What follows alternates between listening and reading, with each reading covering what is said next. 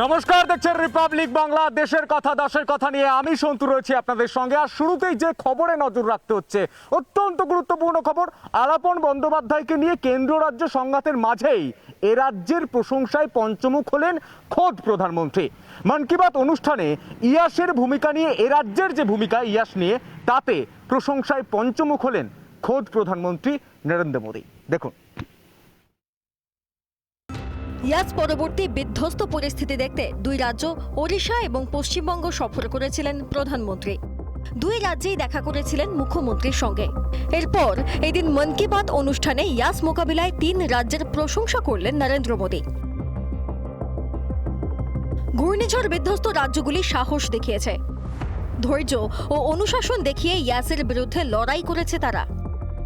ইয়াস মোকাবিলায় কেন্দ্র ও রাজ্য একই সঙ্গে কাজ করছে। पूर्वी कोस्ट पर साइक्लोन यास, इन दोनों चक्रवातों ने कई राज्यों को प्रभावित किया है। विपदा के इस कठिन और असाधारण परिस्थिति में साइक्लोन से प्रभावित हुए सभी राज्यों के लोगों ने जिस प्रकार से साहस का परिचय दिया है, इस संकट की घड़ी में बड़े धैर्य के साथ, अनुशासन के साथ मुकाबला किया है। मैं आदरपूर्वक, हृदयपूर्वक सभी नागरिकों की सराहना करना चाहता हूं। केंद्र, राज्य सरकारें और स्थानीय प्रशासन सभी एक साथ मिलकर इस आपदा का सामना करने में जुटे हुए हैं। मैं उन सभी लोगों के प्रति अपनी संवेदना व्यक्त करता हूं जिन्होंने अपने करीबियों को खोया है। যদিও কলাইকুণ্ডায় প্রধানমন্ত্রীর সঙ্গে বৈঠক প্রসঙ্গে শনিবার নবান্নে সাংবাদিক বৈঠকে তীব্র অসন্তোষ প্রকাশ করেছেন মমতা বন্দ্যোপাধ্যায়। তিনি বলেছিলেন অন্য রাজ্যে যাওয়ার পথে তিনি এই রাজ্যে আসেন। কলাইকুণ্ডার বৈঠক কেন্দ্র রাজ্য বৈঠক ছিল না, তাঁর অজান্তেই বৈঠককে রাজনৈতিক রং দেওয়া হয়েছিল। অন্যদিকে মুখ্য সচিব আলাপন বন্দ্যোপাধ্যায়কে নিয়েও কেন্দ্রের সঙ্গে সংঘাতের পরিস্থিতিও তৈরি হয়েছে। এই আবহে পশ্চিমবঙ্গের প্রশংসা প্রধানমন্ত্রীর মুখে। রিপাবলিক বাংলা। করোনা যুদ্ধে যখন দেশবাসী প্রত্যেকে কাঁধে কাঁধ মিলিয়ে লড়াই করছে, তখন সেখানে সব থেকে বড় উপাদান হচ্ছে অক্সিজেন। আর অক্সিজেন নিয়ে বারে বারে অভিযোগ উঠেছে অক্সিজেনের অপ্রতুলতা নিয়ে। সেই অক্সিজেন নিয়ে দেশবাসীকে আশ্বস্ত করলেন খোদ প্রধানমন্ত্রী। মন কি বাতে তিনি বললেন, দেশে এখন আগের থেকে 10% বেশি অক্সিজেন উৎপাদন হচ্ছে। দেশে ঘটমান সাম্প্রতিক বিষয় নিয়ে প্রধানমন্ত্রী কথা বলেন মন কি বাত অনুষ্ঠানে। এদিনের ৭৭তম মন কি বাত অনুষ্ঠানের একটা বড় অংশই কাটালেন দেশের করোনা পরিস্থিতি নিয়ে। দিল্লি সহ কয়েকটি রাজ্যে অক্সিজেন ঘাটতি নিয়ে বারবার বিরোধীদের কড়া সমালোচনার মুখে পড়তে হয়েছে তাঁকে। এবার অক্সিজেন নিয়ে ভারতের স্বনির্ভরতার পক্ষেই সওয়াল করলেন প্রধানমন্ত্রী। বললেন, দেশে দিনে সাধারণত 900 মেট্রিক টন চিকিৎসায় ব্যবহৃত অক্সিজেন উৎপন্ন হতো। অক্সিজেনের উৎপাদন বেড়ে এখন 9500 মেট্রিক টন। দেশে উৎপন্ন অক্সিজেন বিভিন্ন রাজ্যে পৌঁছাতে চলেছে অক্সিজেন एक्सप्रेस। बहुत बड़ा चैलेंज था मेडिकल ऑक्सीजन का देश के दूर सुदूर हिस्सों तक पहुंचाना, अपने आप में बड़ी चुनौती थी। देश के सामने आई इस चुनौती में देश की मदद की क्रायोजेनिक टैंकर चलाने वाले ड्राइवर्स ने, ऑक्सीजन एक्सप्रेस ने, एयरफोर्स के पायलट्स ने, ऐसे अनेकों लोगों ने युद्ध स्तर पर काम करके हजारों लाखों लोगों का जीवन बचाया। यहाँ एक दिन में 900 metric ton liquid medical oxygen का प्रोडक्शन होता था। अब ये 10 गुना से भी ज्यादा बढ़कर करीब 9,500 मीट्रिक टन प्रतिदिन उत्पादन हो रहा है। इस ऑक्सीजन को हमारे वॉरियर्स देश के दूर सुदूर कोने तक पहुंचा रहे हैं। করোনা পরিস্থিতিতে মন কি বাত অনুষ্ঠানে দেশের ডাক্তার, নার্স ও প্রথম সারির যোদ্ধাদের ধন্যবাদ জানান প্রধানমন্ত্রী। কথা বলেন অক্সিজেন বাহক গাড়ির চালকদের সঙ্গে। ভ্যাকসিন প্রসঙ্গে জানান, দেশের প্রত্যেকটি রাজ্যে চলছে ভ্যাকসিন দেওয়ার কাজ। তবে কোনো ভুয়ো ভ্যাকসিনের ফাঁদে পা না ফেলার কথাও বলেন প্রধানমন্ত্রী। कितने ही लोगों ने अपनों को खोया है। बड़े बड़े देश भी इसकी तबाही से बच नहीं सके। इस वैश्विक महामारी के बीच भारत सेवा और सहयोग के संकल्प के साथ आगे बढ़ रहा है। করোনা আক্রান্ত হয়ে বহু মানুষের মৃত্যু হয়েছে দেশে। তাদের পরিবারের প্রতি সমবেদনা জানিয়েছেন নরেন্দ্র মোদী। রিপাবলিক বাংলা। কেন্দ্রের নয়া আইটি আইন নিয়ে ঝড় সোশ্যাল মিডিয়ায়। একদল সমালোচনা করছেন, একদল বলছেন এই আইন মানতে এত অনীহা কেন। ওয়াকিবহল মহল প্রশ্ন তুলছেন, দেখুন। উদ্দেশ্য সোশ্যাল মিডিয়ায় বেড়ে চলা আপত্তিকর ও উস্কানিমূলক পোস্টের আস্তানা। এই লক্ষ্যে নয়া তথ্য প্রযুক্তি আইন প্রণয়ন করেছে নরেন্দ্র মোদী সরকার। কেন্দ্রের নয়া আইটি আইন 3 মাস আগে নতুন আইন এনেছে ভারত সরকার। সোশ্যাল মিডিয়া প্ল্যাটফর্মে আপত্তিকর পোস্ট, সোশ্যাল মিডিয়ায় উস্কানিমূলক পোস্ট, সোশ্যাল মিডিয়া সংস্থাগুলির বিরুদ্ধে ফৌজদারি মামলার প্রস্তাব। কেন্দ্রের নতুন আইনে ব্যবস্থা নেওয়া যাবে। কেন্দ্রের এই নতুন তথ্য প্রযুক্তি আইন মেনে পদক্ষেপ গ্রহণ নিয়ে শুরু হয়েছে টানাপোড়েন। হোয়াটসঅ্যাপের তরফে সরাসরি বিরোধিতা করা হয়েছে এই আইনের। তবে অন্য কোনো সোশ্যাল মিডিয়া প্ল্যাটফর্ম অবশ্য এই আইনের বিরোধিতা করেনি। নিয়ম কার্যকরে দীর্ঘসূত্রিতা। 25শে মে নিয়ম লাগু করার শেষ দিন ছিল। কোনো সোশ্যাল মিডিয়া প্ল্যাটফর্মই নিয়ম কার্যকর করেনি। টুইটারের সঙ্গে কেন্দ্রের সংঘাত তৈরি হয়েছে। হোয়াটসঅ্যাপ দিল্লি হাইকোর্টের দ্বারস্থ হয়েছে। ফেসবুক অবশ্য ভারত সরকারের সঙ্গে আলোচনা শুরু করেছে। গুগল সিইও সুন্দর পিচাই জানিয়েছেন, ভারতে নিযুক্ত ফেসবুকের দল নতুন আইন খতিয়ে দেখছে। সোশ্যাল মিডিয়া প্ল্যাটফর্মগুলিকে নতুন নিয়ম কার্যকর করতে 3 মাস সময় দিয়েছিল কেন্দ্র। কিন্তু এই সংস্থাগুলি নয়া নিয়ম লাগু করার ক্ষেত্রে দীর্ঘসূত্রিতার পথে হাঁটছে। ওয়াকিবহাল মহলের কাছে প্রশ্ন, অন্য দেশের আইন মানলেও ভারতের আইন মানতে কেন অনীহা সোশ্যাল মিডিয়া সংস্থাগুলির? রিপাবলিক বাংলা। 2 সংস্থার উদ্যোগে শহরে প্রথমবার LGBTQ এর সদস্যদের ভ্যাকসিনেশনের ব্যবস্থা করলো 2 সংস্থা। টেকনো ইন্ডিয়া ড্রামা স্কুলে হলো ভ্যাকসিনেশন, খুশি সদস্যরা। বিভিন্ন ক্ষেত্রে সামাজিক অবহেলার শিকার হতে হয় LGBTQ কমিউনিটিদের, এমনকি করোনা আবহেও অবহেলিত ওরা। তাই ওদের পাশে এসে দাঁড়ালো টেকনো ইন্ডিয়া ডামা হাসপাতাল ও প্রান্তকথা নামের একটি সংস্থা। এদের যৌথ উদ্যোগে 30শে মে থেকে শুরু হলো প্রথম দফার টিকাকরণ কর্মসূচি। LGBT কমিউনিটি, এদের সদস্যদের কথা আজকে কিন্তু এদের জন্য আয়োজন করা হয়েছে প্রথম ডোজের ভ্যাকসিনেশন। প্রথম দিনে 50 জন LGBTQ কমিউনিটির সদস্যা পেলেন ভ্যাকসিনের প্রথম ডোজ। এরপরও পর্যায়ক্রমে চলবে এই ভ্যাকসিন দেওয়ার কাজ, জানালেন উদ্যোক্তারা। সরকার ট্রান্সজেন্ডারদেরকে এর মধ্যে ইনক্লুড করেছেন অলরেডি, কিন্তু সেই ভ্যাকসিনেশন এখনও ততটা গতি পায়নি। সেই কারণেই আমরা ব্যক্তিগত উদ্যোগে টেকনো হাসপাতালের সাথে, ডামা হাসপাতালের সাথে প্রান্তকথা মিলে এই উদ্যোগটা নিয়েছে। দেশের কোনো সুমারি নেই আমাদের কতজন আমরা LGBTQIA+ লোকজন আছি, তো ফলে এইটার মাধ্যমে আমরা একটা সংখ্যাও পাবো, যেটা একটা এই কর্মসূচির একটা উদ্দেশ্য। ভ্যাকসিন দেওয়ার এই আয়োজনে সংস্থাকে ধন্যবাদ জানালেন LGBTQ কমিউনিটির সদস্যরা। আমাদের তো সব ব্যাপার, আমাদের সরকার সেরকম আমাদের কোনো সাহায্য সেরকমভাবে পাই না সরকারের থেকে। একমাত্র আমাদের কমিউনিটির মানুষ, এই যে প্রান্তকথা, তারপরে রঞ্জিতা দি, এনাদের কাছ থেকেই আমরা অনেক সাপোর্ট পেয়ে থাকি, অনেক কিছু হেল্প পেয়ে থাকি। তারপরে স্যাফোর থেকে অনেক হেল্প পেয়ে থাকি। ভ্যাকসিন নেওয়ার পরে রিপাবলিক বাংলার সঙ্গে অনুভূতি ভাগ করে নিলেন LGBTQ কমিউনিটির সদস্যরা। ভ্যাকসিন পেয়ে খুশি তারা। আর ওই সুযোগটা পায় যাতে সমস্ত তৃতীয় লিঙ্গ এবং LGBTQ সম্প্রদায়ের মানুষদেরকে ভ্যাকসিনেশনের ব্যবস্থাটা করে দেওয়া হয়, এরকমভাবেই এটাই বলবো। সমাজের মূল স্রোতে থেকেও সমাজের মূল স্রোত থেকে পিছিয়ে পড়া ওরা। সমস্ত সুযোগ সুবিধা থেকে বঞ্চিত হতে হয় ওদের। করোনা আবহে তাদের টিকাকরণের ব্যবস্থা করে নজির গড়েছে টেকনো ইন্ডিয়া ডামা হাসপাতাল ও প্রান্তকথা। এই যে উদ্যোগ, এই উদ্যোগে সাধুবাদ জানায় রিপাবলিক বাংলা। ক্যামেরায় রোহিত গণের সাথে শ্রেয়সীদের রিপোর্ট, রিপাবলিক বাংলা, কলকাতা। সম্ভবত আগামীকাল দিল্লি যাচ্ছেন না এ রাজ্যের মুখ্য সচিব আলাপন বন্দ্যোপাধ্যায়। অন্তত নবান্ন সূত্রে এমনটাই খবর। আর এই খবর সামনে আসার পর নতুন করে জটিলতা তৈরি হতে পারে এমনটাই মনে করছে প্রশাসনিক মহল। দেখুন। সোমবার সকাল 10টায় দিল্লিতে পৌঁছতে হবে আলাপন বন্দ্যোপাধ্যায়কে। যোগ দিতে হবে কেন্দ্রীয় সরকারের কর্মীবর্গ মন্ত্রকে। কেন্দ্র নবান্নকে এই চিঠি পাঠালেও রাজ্য সরকার এখনো পর্যন্ত তার কোনো উত্তর দেয়নি, রিলিজও করেনি। খবর নবান্ন সূত্রে শনিবার কেন্দ্রের কাছে আলাপনকে দিল্লিতে তলবের নির্দেশ প্রত্যাহারের আবেদন জানান মুখ্যমন্ত্রী। That all secretary he should get 3 months extension, and it is already the system is there.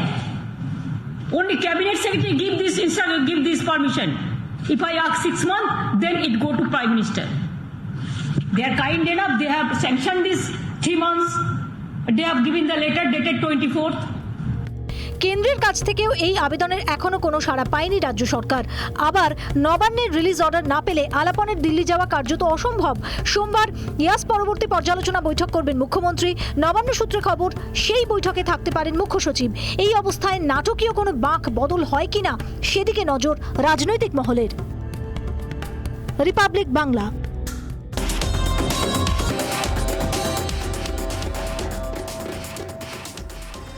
করোনাকে হারাতে ইতিমধ্যেই দেশ জুড়ে শুরু হয়েছে ভ্যাকসিনেশন প্রক্রিয়া। যদিও বিভিন্ন জায়গা থেকে বারে বারে অভিযোগ উঠছে ভ্যাকসিন নিয়ে, ভ্যাকসিনের অপ্রতুলতা নিয়ে। এবার খোদ শিক্ষক শিক্ষিকারা প্রশ্নটা তুলে দিলেন, কারণ সামনে রয়েছে মাধ্যমিক উচ্চ মাধ্যমিকের পরীক্ষা। তার আগে যদি ভ্যাকসিনেশন কমপ্লিট না করা যায় তাহলে সমস্যার মধ্যে পড়বেন শিক্ষক শিক্ষিকা থেকে খোদ ছাত্রছাত্রীরা। তাদের মধ্যে ক্রমশ বাড়ছে ক্ষোভ।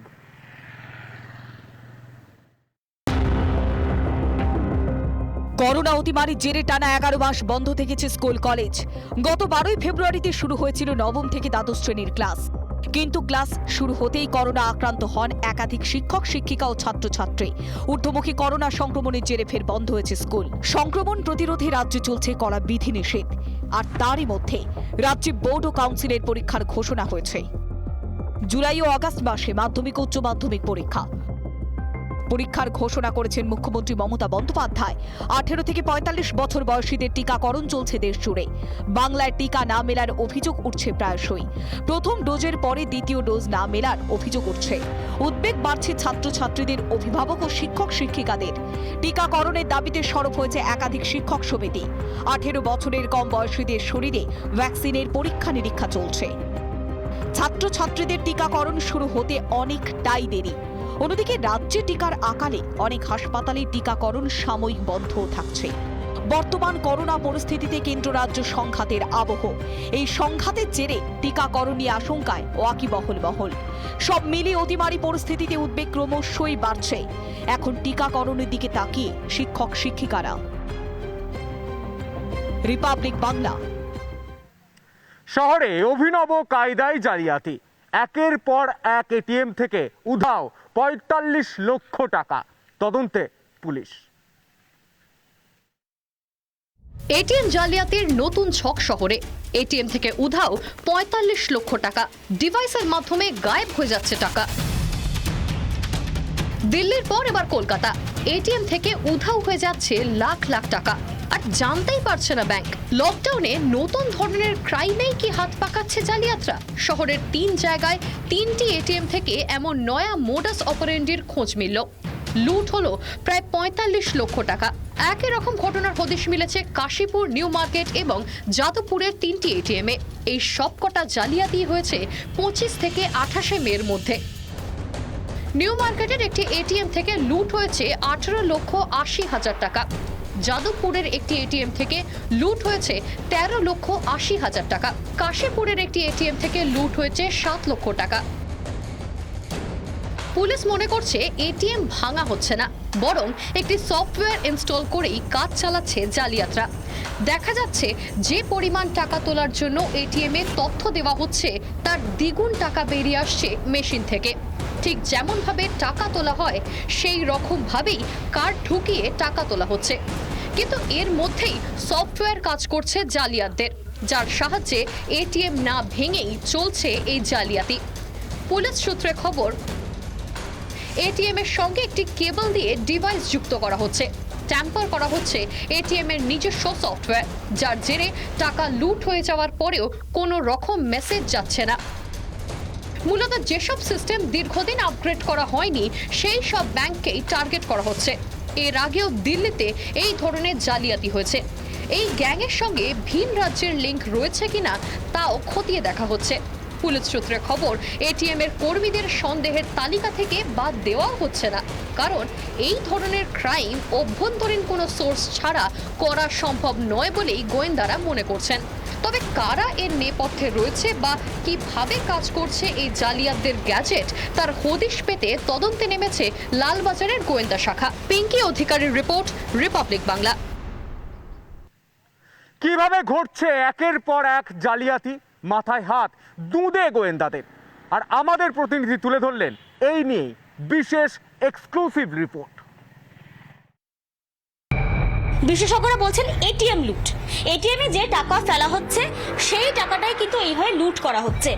মূলত 3টে থানা এলাকায় শহর কলকাতায় 3টে এটিএম থেকে এই ধরনের এক ক্রাইম হচ্ছে এবং দেখার বিষয় যে এই যে জালিয়াতিটা সেটা কিন্তু একেবারেই নতুন। গত জালিয়াতির সঙ্গে এই জালিয়াতির কোনো রকম মিল নেই। বিশেষজ্ঞরা আন্দাজ করছেন এবং পুলিশ অফিসারও আন্দাজ করছেন, দিল্লিতে যেহেতু এই ধরনের ক্রাইম আগে হয়েছে তাই এখানেও ওই যে সিস্টেম, ওই রুট ম্যাপে কিন্তু ফলো করা হচ্ছে। কিভাবে হচ্ছে এই মোডাস অপারেন্ডি, কি বলছেন সাইবার বিশেষজ্ঞরা? এটিএম এর হুড খোলা হচ্ছে। মেশিনের ভিতরে থাকে G745 নামে এক ধরনের কেবল। এই কেবলই হচ্ছে এই ক্রাইমের ক্ষেত্রে সবথেকে গুরুত্বপূর্ণ পার্ট। এই কেবল খুলে জালিয়াতরা অন্য একটি কেবল তার জুড়ে দিচ্ছে। ইনস্টল করা হচ্ছে সফটওয়্যারও। তারপর রিমোটের দ্বারা ও কোডিং এর মাধ্যমে কন্ট্রোল করা হচ্ছে পুরো মেশিনটিকে। আরেকটি ডামি কার্ড ঢুকিয়ে ইচ্ছে মতো টাকা বের করে নিচ্ছে জালিয়াতরা। এই জালিয়াতরা এটিএম এর নিজস্ব সফটওয়্যার ট্যাম্পার করে দিচ্ছে, যার ফলে ব্যাংকের কাছে টাকা তুলে নেওয়ার কোনো রকম মেসেজ বা বার্তা যাচ্ছে না। সাইবার বিশেষজ্ঞরা বলছেন জ্যাকপটিং সিস্টেমে এটিএমে লুট হচ্ছে। বার্নবি জ্যাক নামে এক এথিক্যাল হ্যাকারের নাম অনুসারে এই পদ্ধতির নাম হয়েছে জ্যাকপটিং। যে পদ্ধতিতে এই পুরো প্রক্রিয়াটি হচ্ছে তার নাম ম্যান ইন দ্য মিডল প্রক্রিয়া। কে দায়িত্ব নিচ্ছে হ্যাকিংটার পেছনে এখনো জানা যায়নি। এটা জামতারা গ্যাং হতে পারে, রাশিয়ান কিনো গ্যাং হতে পারে, যে কেউ হতে পারে। বাট এই মোমেন্টে দাঁড়িয়ে থেকে করাটা কিন্তু খুব ইজি, এক্সিকিউট করাটাও খুব ইজি। একবার যখন বুঝে গেছে, আমার মনে হয় ম্যান্ড এটিএম গার্ড কিন্তু ইমিডিয়েটলি হিটাইচি যেখানে যেখানে অপারেটিং মানে হচ্ছে, অপারেশন আছে মেশিনগুলো, সেখানে থাকা উচিত। ক্যামেরায় রজনীকান্ত বেরার সঙ্গে পিঙ্কি অধিকারীর রিপোর্ট, রিপাবলিক বাংলা।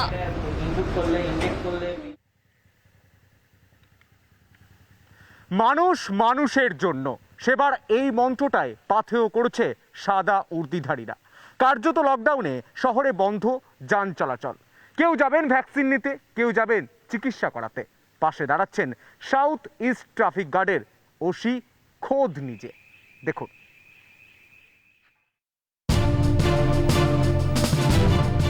গড়িয়াহাট ক্রসিংয়ে প্রায় সারাদিন দাঁড়িয়ে থাকে পুলিশের একটি হলুদ ট্যাক্সি আর একটি সাদা ক্যাব। লকডাউনে গাড়ি নেই, যে কোনো এমার্জেন্সিতে সাধারণ মানুষের ভরসা সাদা উর্দিধারীদের এই অযান্ত্রিক এই গাড়িতেই মানুষকে গন্তব্যে পৌঁছে দিচ্ছে কলকাতা ট্রাফিক পুলিশের এই যান।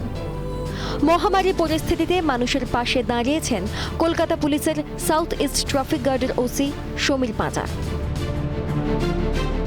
গাড়ি যদি আমরা স্ট্যান্ড বাই রাখি, যাদের এরকম অরিজিনালি আপনার রিকোয়ারমেন্টস আছে, তাহলে তাদের আমরা প্রোভাইড করে দিতে পারি। তো সেই হিসেবে তার পরের দিন থেকেই আমরা এখানে দুটো গাড়ি রেখেছি এবং অনেক লোক যাদের দরকার আছে এবং মানে যে জিনিসগুলো ছাড় আছে সেই জিনিসগুলো, যদি ধরুন কেউ হসপিটালে যাবে বা কেউ ধরুন তার পেশেন্টকে দেখতে যাবে, এই ধরনের কিছু হলে তাকে আমরা গাড়িটা প্রোভাইড করছি। বা কেউ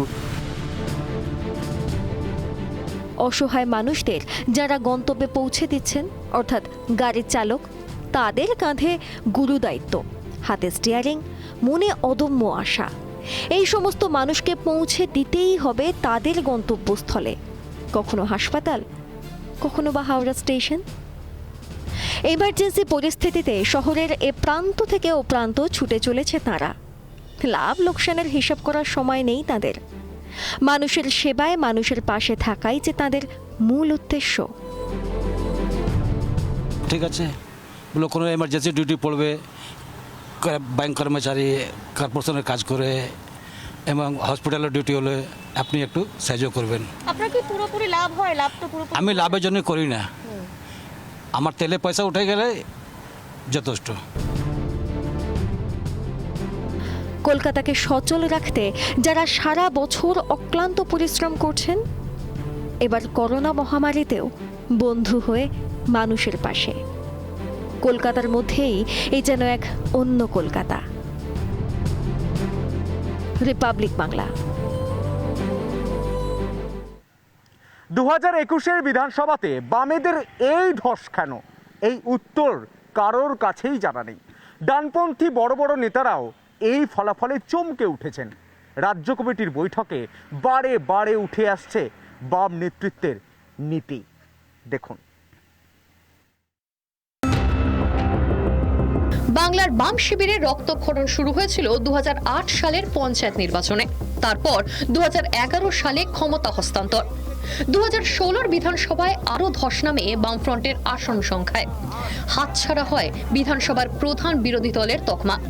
রীতিমতো রক্তাল্পতায় ভুগতে থাকা বামফ্রন্ট ঘুরে দাঁড়ানোর আশা করেছিল 2021-এ, কিন্তু ঘুরে দাঁড়ানো তো দূরে থাক, এবার কার্যত রক্তশূন্য হয়ে গেল সিপিএম তথা গোটা বামফ্রন্ট।